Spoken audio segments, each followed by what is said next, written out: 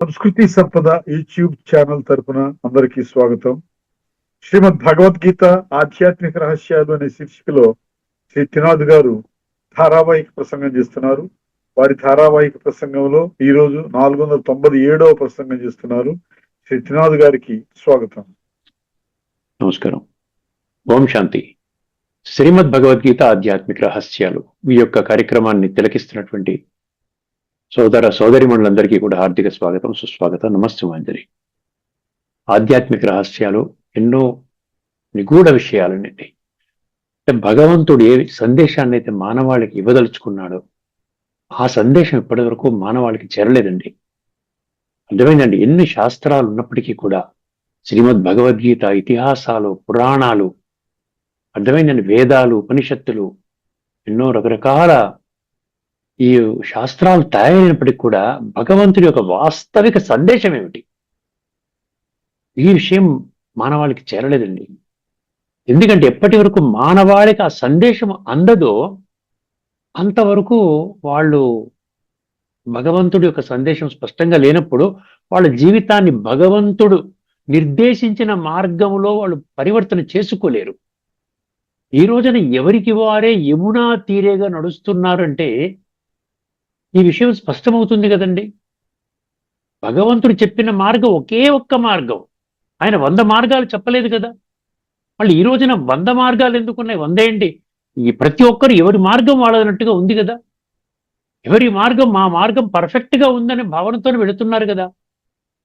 అని ఒక్క విషయాన్ని గుర్తుపెట్టుకోండి, భగవంతుడి మార్గం అంటే మనల్ని శ్రేష్టంగా తయారు చేసే మార్గం, మనలో గుణాలను నింపే మార్గం, మనలో విలువలు నింపే మార్గం. అర్థమైందండి. ఇది చిన్న ఇంగిత జ్ఞానం సరిపోతుంది దీనికి. దానికి పెద్ద శాస్త్ర జ్ఞానం అక్కర్లేదు. అకాడమిక్ ఫీల్డ్లో పెద్ద పెద్ద మనకేమి డిగ్రీస్ అవన్నీ అక్కర్లేదండి. ఏ చదువు అక్కర్లేదు. మనకు కావాల్సింది ఏంటి? అవును, భగవంతుడు అంటే మంచికి కదా ప్రాతినిధ్యం వహిస్తాడు. మనం భగవంతుడి కొరకే కదా ఈ పూజలు, పునస్కారాలు, యజ్ఞాలు, యాగాలు చేస్తున్నామో, అది కూడా ఎప్పటి నుంచో జన్మలుగా చేస్తున్నామో. అయినప్పటికీ కూడా మంచిని ఎందుకు మనిషి గ్రహించలేకపోతున్నాడు?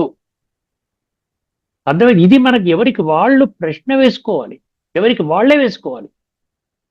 ఇందులో వాస్తవం ఏంటి, అవాస్తవం ఏంటి అని మనం ఎవరు చెప్పక్కర్లేదండి. మంచి ఎందుకు పెరగటం లేదు, దాన్ని బట్టి ఎక్కడో ఒక తేడా ఉన్నది అని అనిపిస్తోంది. ఎప్పుడు ఎవరికి అనిపిస్తోంది? బుద్ధినేత్రాన్ని తెరుచుకుంటే అనిపిస్తోంది. అంధవిశ్వాసంలో మనం ఏం చేయాలి? అంధవిశ్వాసం పేరులో అంధవిశ్వాసం అంటే గుడ్డివాడని కదా.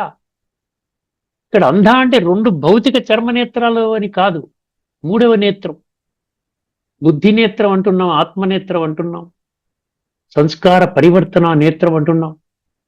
ఈ నేత్రం ఎప్పుడైతే మనం తెరవటం లేదో అది ఆత్మజ్ఞానం ద్వారానే తెరవబడుతుంది. ఆత్మనేత్రం అంటే ఆత్మజ్ఞానం, స్పిరిచువల్ ఐ. దాన్ని విజ్డమ్ అంటారు, 3rd I of divine wisdom.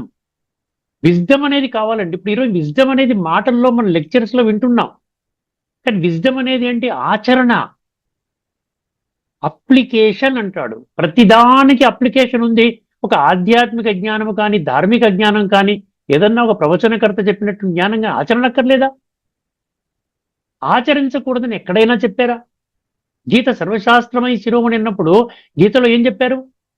యద్యద్ ఆచరతి శ్రేష్ఠ అన్నాడు 3:21లో. అర్థమైందండి. మీ యొక్క ఆచరణ చూసి ఇతరులు ఇన్స్పైర్ అయ్యే విధంగా మీ ఆచరణ ఉండాలంట. తత్త దేవేతరోజన. మీరు ఎటువంటి ప్రమాణాలు నెలకొల్పాలంటే విలువలతో కూడుకున్న దైవీ సంస్కారాలతో కూడుకున్న ఈ ప్రమాణాలు ఎలా నెలకొల్పాలంటే మిమ్మల్ని చూసి ప్రపంచం పరివర్తన చెందుతుంది అంటున్నాడు. సయత్ ప్రమాణం కురుతే లోకస్తదనువర్తతే. అర్థమైందండి. ఎందుకు జరుగుతోంది ఇలాగా? ఎవరికి వాళ్ళు ఇప్పుడు తీక్షణంగా వేసుకుంటే శ్రీమద్ భగవద్గీతలోని ఆధ్యాత్మిక రహస్యాలు తెలుసుకున్నప్పుడే మీకు స్వయము మూల స్వరూపంలో ఆత్మ, నేను ఈ భౌతిక వినాశి, రక్తము, మాంసము, చర్మము, ఎముకలతో కూడుకున్నటువంటి ఈ వినాశి శరీరము కాదు. ఈ వినాశి శరీరము కేవలము ఈ యొక్క పాత్రను అభినయించడానికి మాత్రమే నాకు లభించింది. భగవంతుడి దగ్గరికి వెళుతున్నాను, పూజ చేసుకుంటున్నాను, నిత్యము అభిషేకం చేస్తున్నాను, గుడికి వెళ్తున్నాను, ప్రవచనాలు వింటున్నాను, యాగాలు చేస్తున్నాను, అన్ని చోట్లకి వెళుతున్నాను, కానీ నాలో మంచితనం పెరగటం లేదు అంటే common sense point of view. అందుకని తర్కము అంటాడు, తార్కికము, సత్యము, తార్కికము మరియు ఇంగిత జ్ఞానం, ఈ అల్పము అంటాడు. అల్పము, అల్పజ్ఞానం, అతర్కము, అతత్వము. దాని ఏమన్నాడు 1822లో? తామసిక జ్ఞానం అంటే జ్ఞానము ఆఫ్ ద థర్డ్ గ్రేడ్ అంటున్నాడు. ఉత్తమ, మధ్యమ, కనిష్ట అనుకుంటే అది కనిష్టంలోకి వస్తుంది అంటున్నాడు. ఆలోచించుకోండి, ఈ విశ్లేషణ మీకు ధార్మికంలో దొరకదండి, కేవలం ఆధ్యాత్మికతలో మాత్రమే దొరుకుతుంది. మనం మంచిగా మారాలి, మంచిగా మారడం అంటే భగవంతుడితో కనెక్ట్ అవ్వాలి. ఇప్పుడు దాకా మనం ఎవరితో అయితే మనం కనెక్ట్ అయ్యామో వారి ద్వారా మన పరివర్తన జరగలేదు. అందుకనే భగవంతుడు వచ్చాడు. మూల మిస్టేక్ ఏం చేస్తున్నాము, మూలములో మనం ఏం తప్పిదం చేస్తున్నాము? ఒక ఘోరమైనటువంటి తప్పిదం ఏంటి? నేను శరీరం అని భావిస్తున్నాం. అందుకనే ఈ గీతలో సుమారు 45-46 శ్లోకాలు విశ్లేషణ చేశాను నేను. నువ్వు ఆత్మవి, నువ్వు ఆత్మవి. ఒక 20 శ్లోకాలు మీకు 2వ అధ్యాయంలో 11 నుండి 30 రాసుకోండి ఎవరైనా. 2వ అధ్యాయం సాంఖ్యయోగము. సాంఖ్య అంటే ఏం లేదు, సంపూర్ణ జ్ఞానం, మీ జీవితాన్ని కదిలించే జ్ఞానం, మీ జీవితాన్ని సమూలంగా పరివర్తన ప్రక్షాళన చేసేటువంటి జ్ఞానం అన్నమాట సాంఖ్యం అంటే.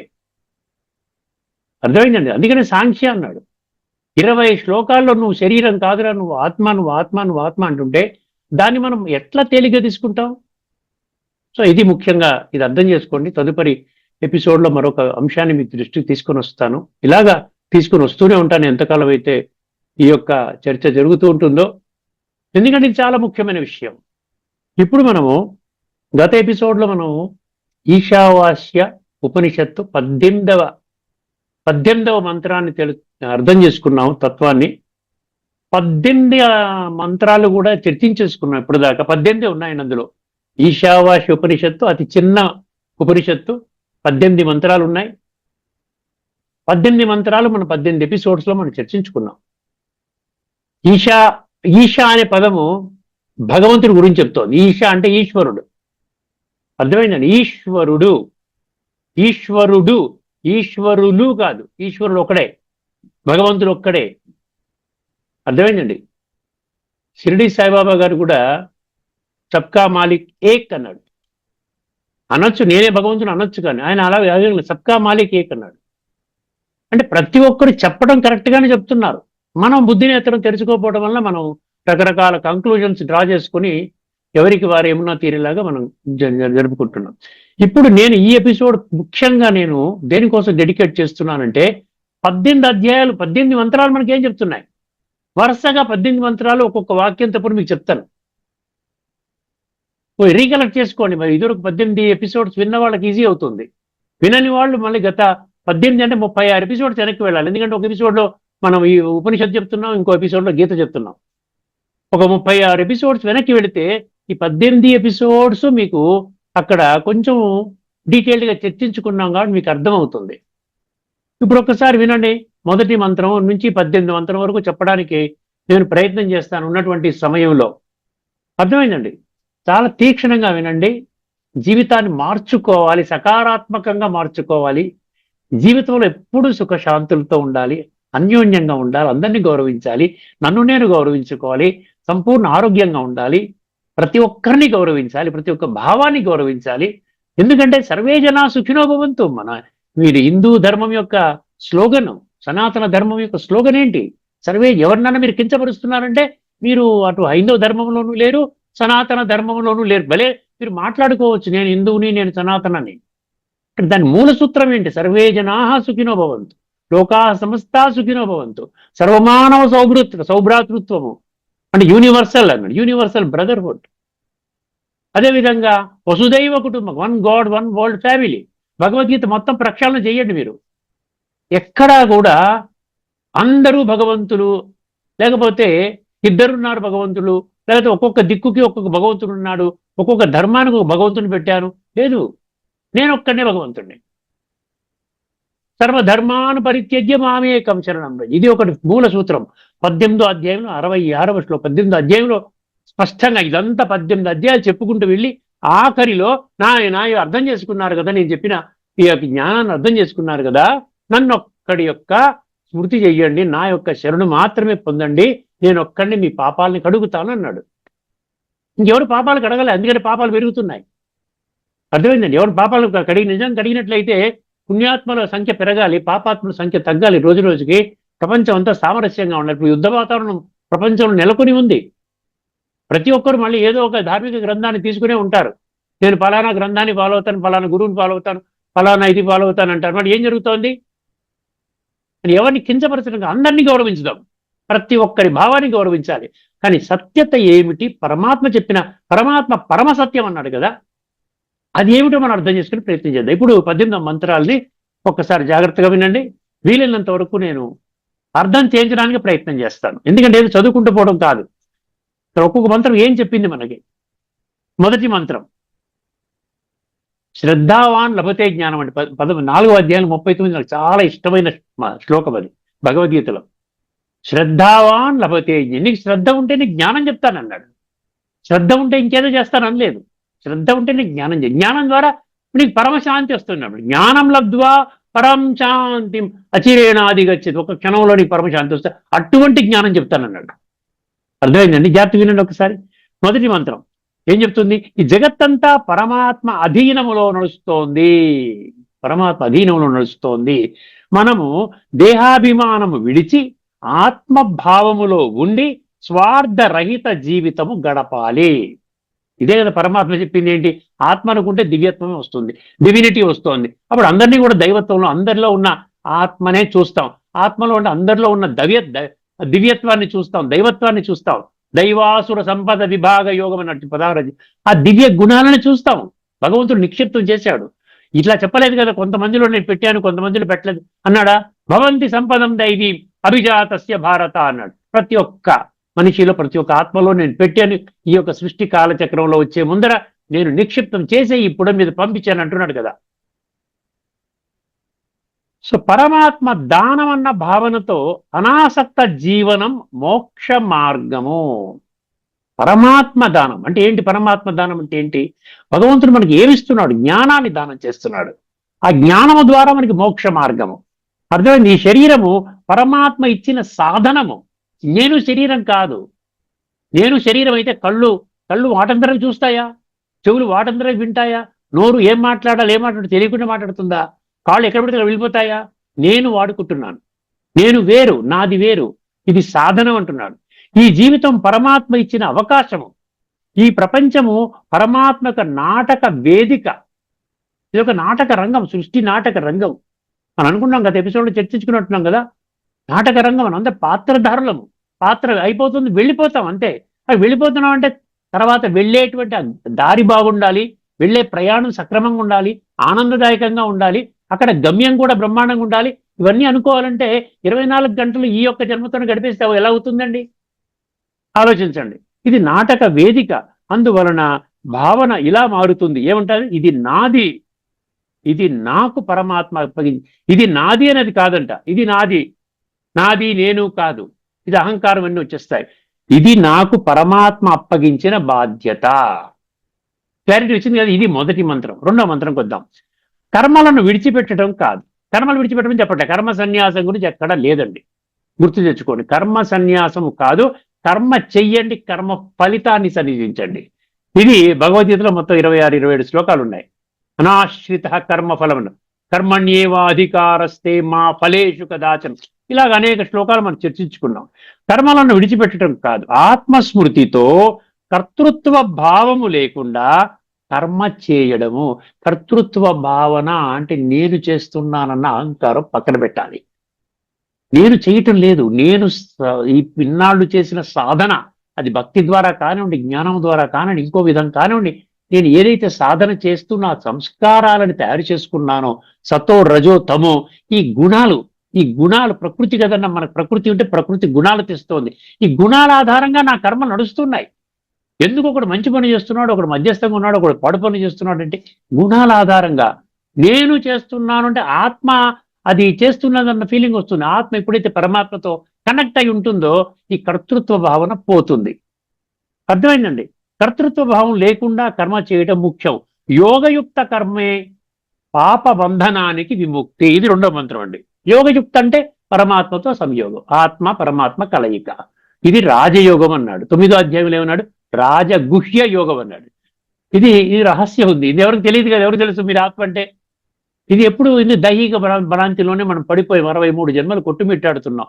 ఉన్న పళంగా నువ్వు శరీరం కాదంటే డైజెస్ట్ చేసుకోవడం కష్టం. కానీ అభ్యాస యోగయుక్తేనా అంటాడు గీతలో 8:8లో. అర్థమైందండి. 3వ మంత్రం, ఆత్మజ్ఞానము లేకుండా, చాలా జాగ్రత్తగా ఉండే, ఆత్మజ్ఞానము లేకుండా దేహాభిమానముతో జీవించిన వారు ఆధ్యాత్మిక అంధకారములో పడతారు. అంటే దేహాభిమానంలో ఉన్నారంటే ఆధ్యాత్మికంగా జీరో, ఆధ్యాత్మిక అంధకారంలో ఉన్నారు. అందుకనే బృహదారణిక ఉపనిషత్తు 1:3:28 ఏం చెప్పింది? అసతోమ సద్గమయ, తమసోమ జ్యోతిర్గమయ. తమసోమ అంటే అంధకారం, అజ్ఞాన అంధకారములో ఉన్నాను తండ్రి, నన్ను జ్ఞానం అనే ప్రకాశము ద్వారా నాలో ఉన్న అజ్ఞానాన్ని, అంధకారాన్ని వదలగొట్టు.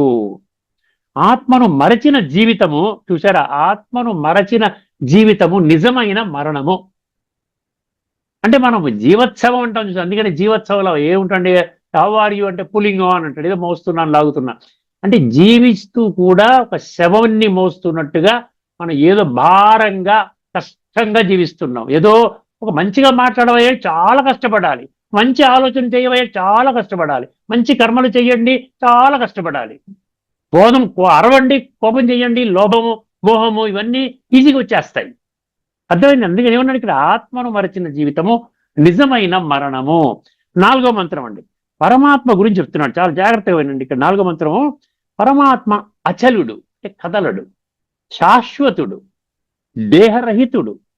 ఆయన చైతన్య శక్తి ద్వారా సృష్టి నడుస్తోంది. సృష్టికర్త. అర్థమైంది? క్రియేటర్.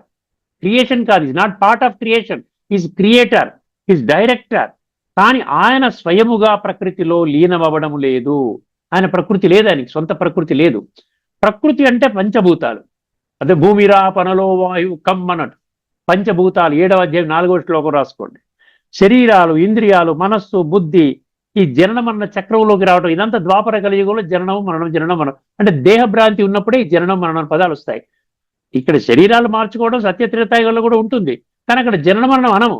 ఎందుకంటే అక్కడ ఆత్మిక స్థితిలోనే 100% గడుపుతారు. కాబట్టి అక్కడ శరీరాన్ని విడిచిపెట్టడం తీసుకోవడం, విడిచిపెట్టడం తీసుకోవడం. వాసాంసి జీర్ణాన్ని యథావిహాయ ఉంది 2వ అధ్యాయం 22వ శ్లోకంలో. అట్లా ఉంటుందన్నమాట. అర్థమైందండి? అంటే మార్పు చెందేది అంతా ప్రకృతి. లీనమవ్వడము అంటే శరీరములో ప్రవేశించి అదే అవడము. లీనమవ్వడం అంటూ ఉండదు. అర్థమైందండి? మార్పు ఎక్కడొస్తుంది? మార్పు చెందేదంతా ప్రకృతిలోనుగా. విషయ వికారాలు, స్టేజు, సాత్విక, రాజసిక, తామసిక ఈ మార్పులు. లీనమవ్వడం అంటే శరీరంలో ప్రవేశించి అదే ఇవ్వటం కాదు. శరీరంలో ప్రవేశించి నేను శరీరం అయిపోయామా? ఆత్మ శరీరంలో ప్రవేశించి నేను శరీరం అనుకుంటుంది, ఆత్మను విడిచిపెట్టేసింది. ఆత్మ ఒక యజమాని, ఆత్మ అవినాశి శక్తి. ప్రకృతి నియమాలకు లోబడటం, జననము, వృద్ధాప్యము, మరణము అనుభవించటం. జీవాత్మ ఏం చేస్తుంది? శరీరంలో ప్రవేశిస్తుంది. అంటే ఇక్కడ జీవాత్మ అంటే జీవుడు, ఆత్మ, ఈ రెండింటి గురించి స్పష్టంగా తెలుసుకోవాలి. ఏం చేస్తుంది? శరీరంలో ప్రవేశిస్తుంది, శరీర అనుభవాలు పొందుతుంది. అందుకే జీవాత్మ ప్రకృతితో సంబంధము కలిగి ఉంటుంది. ఇదంతా 4వ మంత్రం అండి. మీరు చదువుకోవచ్చు. ఇవన్నీ ఎందుకు చెప్తున్నాను, మంత్రం కూడా నంబర్ చెప్తున్నాను, ఈశావాస్య ఉపనిషత్తు చెప్తున్నాను, మీరు చెక్ చేసుకోవచ్చు. పరమాత్మ ఎందుకు ప్రకృతిలో లీనమవ్వడం లేదు? అర్థమైంది? నా ఆత్మ పరమాత్మ లీనమైపోతుంది ఇవన్నీ కాదు. ఇవన్నీ అంధవిశ్వాసంతో కూడుకున్నటువంటి నమ్మకాలు. పరమాత్మ స్వరూపం నిరాకారుడు, అజన్ముడు, అవ్యయుడు, అకర్త. అర్థమైంది? తనేమి కర్మలు మనలా కర్మలు చేసి కర్మ సిద్ధాంతంలోకి వచ్చేసేసి కర్మలు చేసుకుంటూ సంస్కారాలు తయారు చేసుకుంటూ ఉంటే అతను కూడా సదా పావనంగా ఉండడు కదా. పావనుడు అవుతాడు, పతితుడు అవుతాడు, మళ్ళీ 3 ఈ కోణాల్లోకి వస్తాడు, సత్వ రజ తమంలోకి వస్తాడు. మళ్ళీ మనలాగైపోతే మన్నెవడు రక్షిస్తారు? ఆయనకే కష్టాలుంటే మన్నెవడు చేస్తాడండి? 5వ మంత్రం కొద్దాం. పరమాత్మ దూరంగా ఉన్నట్లు అనిపించినా, చూసారా, పరమాత్మ దూరంగా ఉంటాడు. కానీ ఆత్మస్మృతితో యోగము చేస్తే ఆయనను అత్యంత సమీపములోనే అనుభవం చేయగలుగుతాం. దూరంగా ఉంటాడు కానీ దగ్గరలో అనుభవం చేస్తాం. బుద్ధి ద్వారా కనెక్ట్. ఇప్పుడు మీ అబ్బాయి అమెరికాలో ఉన్నాడు, ఎంత 14,000 మైళ్ళు దూరంలో ఉన్నాడు. మీరు ఒక్కసారి కనెక్ట్ చేయండి. ఒక్కసారి ఇప్పుడు వీడికి ఇప్పుడు రాత్రి వాడికి ఇది ఫలానా టైం అయింది, లేకపోతే ఫలానా ఉద్యోగం చేసుకుంటున్నాడు, ఈ టైంలో బిజీ చేయకూడదు, ఈ బిజీ డిస్టర్బ్ చేయకూడదు, లేదా ఈ టైంలో వాడు ఏదో తింటున్నాడు, లేదా ఈ టైంలో డీప్గా పడుకుంటున్నాడు, వాడికి 1 గంట అయింది అర్ధరాత్రి, మనం ఫోన్ చేయకూడదు. ఇవన్నీ ఎట్లా ఉంది? 14,000 మైళ్ళు ఒక క్షణం. అదేవిధంగా మనం పరంధామంలో పరమాత్మ ఉంటాడు, అక్కడ మనం ఒక్క క్షణంలో ఆయన దగ్గరికి వెళ్తాం. ఆయన్ని మనం రప్పించుకుంటాం. ఆయన శక్తులు గుణాలు మనం ఈ రాజయోగం ప్రక్రియ ద్వారా మనం తీసుకుంటాం. ఆత్మస్మృతితో యోగము చేస్తే ఆయనను అత్యంత సమీపంలోని అనుభవం చేయగలుగుతాం. ఆయన శరీర రహితుడైన, శరీరం లేదు, సర్వవ్యాప్త జ్ఞాన శక్తి కలవాడు. సర్వవ్యాప్త జ్ఞానం, సర్వవ్యాపి కాదు, సర్వవ్యాప్త జ్ఞానం అంటే ఏంటి? ఎవరు కావాలనుకుంటే ఆ జ్ఞానాన్ని తీసుకోవచ్చు. ఎవరికి కావాలంటే వాళ్ళు మనసు బుద్ధి ద్వారా పరమాత్మతో కనెక్ట్ అవ్వచ్చు.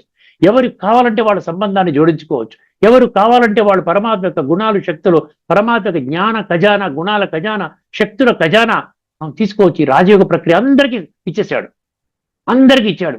అంతేగాని కొద్ది మందికి ఇస్తాడండి, అందరికి ఇవ్వలేడండి, 100 మందికి ఇచ్చాడు, ఇవాళ మళ్ళీ రేపు చూద్దామని అనలేదు కదా.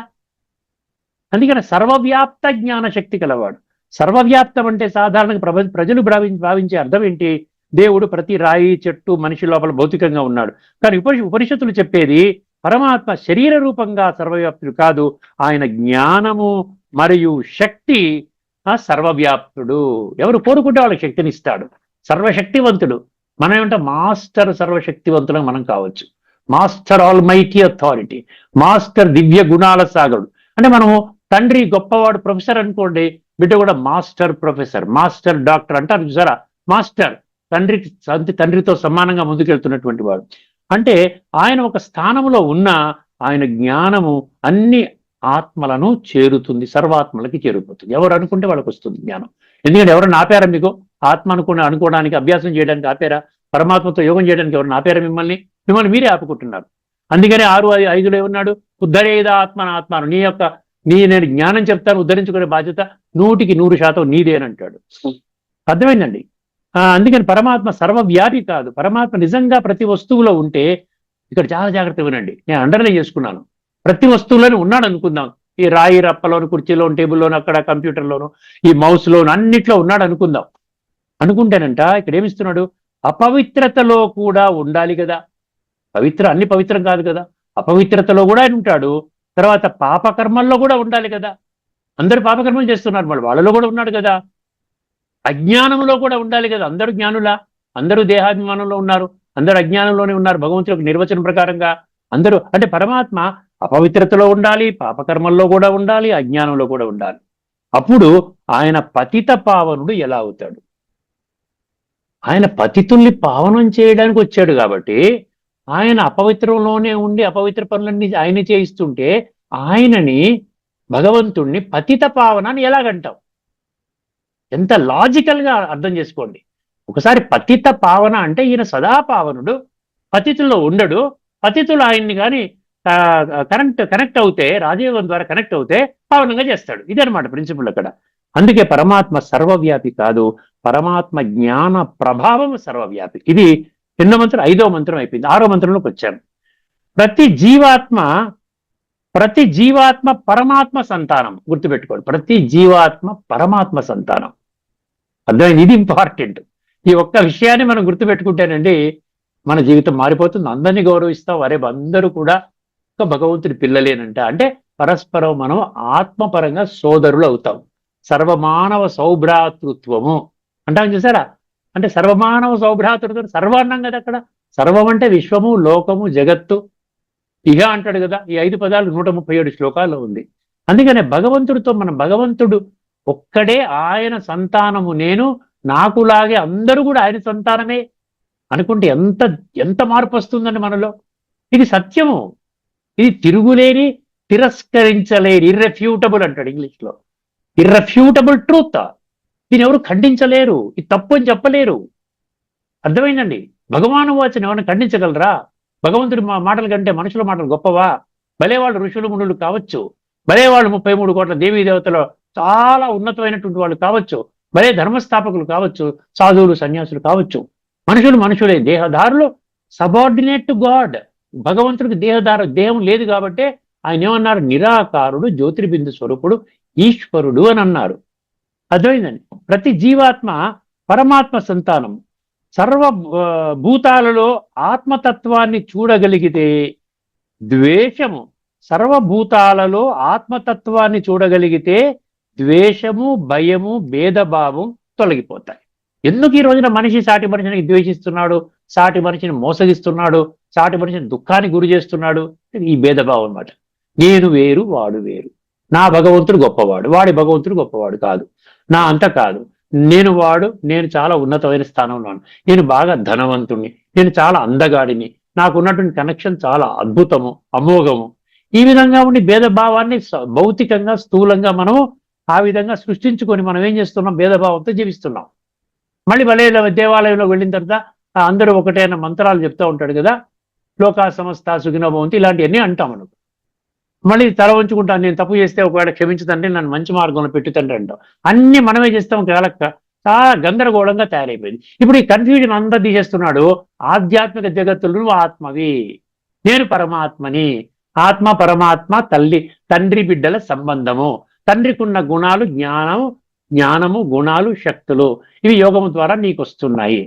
అర్థమైందండి. ఇది ఈ భేదభావం తొలగిపోతాయి. ద్వేషము, భయము, భేదభావం తొలగిపోతాయి. నిజంగా మనము జీవించాలండి. సర్వే జన సుఖినో భవంతు, అందరి సుఖం కోసం జీవించాలి. అది గొప్ప జీవితం. ఎవరి పట్ల ద్వేషభావం ఉండకూడదు. మీ లౌకిక బంధువులనే కానివ్వండి, పరాయివాడే కానివ్వండి, వీలైనంత వరకు సహాయం చేయండి, లేకపోతే మౌనంగా ఉండండి. కానీ వాడికి దుఃఖాన్ని కలిగించే పని చేయకండి. ఇది భగవంతుని కానీ ఏ శాస్త్రం తీసుకున్నా ఇదే లోతైన తత్వం అన్నమాట. 7వ మంత్రం ఏకత్వ దృష్టి. ఏకత్వ దృష్టి, అన్ని ఆత్మలు ఒకే పరమపిత సంతానము అని గ్రహించిన వారికి మోహము, శోకము ఉండవు. అంతే కదా, ఇది కూడా ఎప్పుడే చెప్పాను కదా, ఏకత్వము. అందుకనే ఉంటాడు యూనిటీ ఇన్ డైవర్సిటీ అంటాడు. అర్థమైందండి. భిన్నత్వంలో ఏకత్వం అంటాడు. భిన్నత్వం అంటే అవును, శరీర ప్రకారంగా మనం భిన్నంగా ఉన్నాం. ఆడ మగ భిన్నము, వయసులో పిల్లవాడు ముసలివాడు భిన్నము, వర్ణము, మీరు ఒక బ్రాహ్మణ క్షత్రియ వైశ్య శూద్ర వర్ణాలు డిఫరెంట్, వర్గము, జాతి, పలానా గుజరాతీ, పలానవాడు రాజస్థానీ, పలానవాడు ఆంధ్ర, తెలంగాణ, ఇట్లా జాతులు వేరే. అర్థమైందండి. శరీర పరంగా ఇవన్నీ విడిపోయాయి, భాష, దేశము ఇవన్నీ విడిపోయావు. కానీ భిన్నత్వంలో ఏకత్వాన్ని ఎప్పుడు వస్తోంది, యూనిటీ ఇన్ డైవర్సిటీ ఎప్పుడు వస్తోంది, పరమాత్మ సంతానము. ఆత్మపరంగా, ఆత్మజ్ఞానం ఎంత అద్భుతమైన జ్ఞానం చూడండి. ఆత్మపరంగా మనము కనెక్ట్ చేయగలుగుతాం. ఇప్పుడు ఒకసారి గమనించినట్టు ఇంకొక మంత్రం చెప్పి ముగిస్తానండి. 8వ మంత్రం చెప్తాను, ఎందుకంటే సమయాన్ని దృష్టిలో పెట్టుకుని తదుపరి ఇంకొక ఎపిసోడ్లో మిగతా మంత్రాలు మీకు చెప్తాను. ఎందుకంటే అర్థం కావాలి. నా ఉద్దేశం లేదు చదువుకుంటూ వెళ్ళిపోతే రాసుకున్నాను కదా, చదువుకుంటూ వెళ్ళిపోయిన మీకు అర్థమైపోయింది, నా పని అయిపోయింది అనుకుంటే కాదు. కొంచెం అక్కడ అర్థం చేసుకోవడం ప్రయత్నం. ఈశావాస్య ఉపనిషత్తు ఏం చెప్తోంది, అందులో సారం ఏంటి, నన్ను ఏం చేయమంటారు. ఎందుకు ప్రతిదానికి మనం తత్వంలోకి వెళుతున్నాం. ప్రతిదీ తత్వం. ఈ తత్వం ఎవరు చెప్పారని గుర్తుపెట్టుకోండి. తత్వము అంటే తత్వం, అది నీ కొరకు. అర్థమైంది. తత్వం అంటే ఇంకొక మీనింగ్ ఏంటి, ఓం తత్ సతి నిర్దేశం. అక్కడ తత్ అంటే భగవంతుడు. భగవంతుడు ఎవరికి, తత్వం అంటే నీవాడు, భగవంతుడు నీవాడు. భగవంతుడు నీవు కనెక్ట్ చేసుకో, పరమాత్మతో కనెక్ట్ చేసుకో, అది నీకు. 8వ మంత్రంతో ముగించుకుందామండి. పరమాత్మ నిరాకారుడు, అవ్యయుడు, పవిత్రుడు. పరమాత్ముడికి శరీరం లేదు కాబట్టి త్రిగుణాలలోకి రాడండి. 33 కోట్ల దేవీ దేవతలు కూడా త్రిగుణాలకి అతీతము కాదు అని 18వ అధ్యాయం 40వ శ్లోకం చెప్పింది. ఇప్పటికి అనేక మార్లు చెప్పుకున్నాం. అంటే దేహధారులు త్రిగుణాల్లోకి వస్తారు. త్రిగుణాలు అంటే సదా ఒక స్థాయిలో ఉండరు. సాత్వికము, రాజసికము, తామసికము. కానీ పరమాత్మ త్రిగుణాతీతుడు అంటాడు. త్రివిర్గుణమయైర్ భావైరేభి సర్వమిదం జగత్ మోహితం నాభిజానాతి మామేభ్య పరం అవ్యయం అంటాడు. 7:13 జ్ఞాన విజ్ఞాన యోగములు. చాలా అద్భుతమైనటువంటి చాప్టర్ అది. అర్థమైందండి. పరమాత్మ నిరాకారుడు, అవ్యయుడు, పవిత్రుడు. ఆయన శాశ్వత సత్యస్వరూపుడు. ఎప్పుడు సత్యము అసత్యం, సత్యం అసత్యంలోకి రాడండి. ఇప్పుడు మనం ఏంటి, సత్యం అంటే ఆత్మ అనుకుంటే సత్యము, మళ్ళీ దేహభ్రాంతిలోకి వస్తే అసత్యము, మళ్ళీ ఆత్మ అనుకుంటే సత్యము, మళ్ళీ దేహం అనుకుంటే అసత్యము. ఈ యొక్క అప్ అండ్ డౌన్ లైఫ్ అనమాట. మంచి చెడు ఈ మధ్యలో తిరుగుతూ ఉంటాం మనం. కానీ భగవంతుడు ఎప్పుడు కూడా సదా శాశ్వతంగా సత్యస్వరూపుడు. ఆత్మ ఆయనతో యోగము చేసినప్పుడు పావనమవుతుంది. అటువంటి సత్యస్వరూపుడు, సదా పావనుడు, దివ్యగుణాల సాగరుడు, పతిత పావనుడు, ఈశ్వరుడు. వారితో మనం యోగం చేస్తే వారికి ఉన్న గుణాలు, శక్తులు, జ్ఞానము మనలో ప్రవహిస్తుంది. ఇది 8వ మంత్రం అండి. తదుపరి 10 మంత్రాలు తదుపరి ఎపిసోడ్లో మనం చర్చించుకోబోతున్నాం అండి. అంతవరకు సెలవండి. అందరికీ నమస్కారం. లోకా సమస్తా సుఖినో భవంతు. ఓం శాంతి. శ్రీమద్ భగవద్గీత ఆధ్యాత్మిక రహస్యాలు అనే శీర్షికలో ధారావాహిక ప్రసంగం చేసిన శ్రీ త్రినాథ్ గారికి ధన్యవాదాలు. నమస్కారం అండి.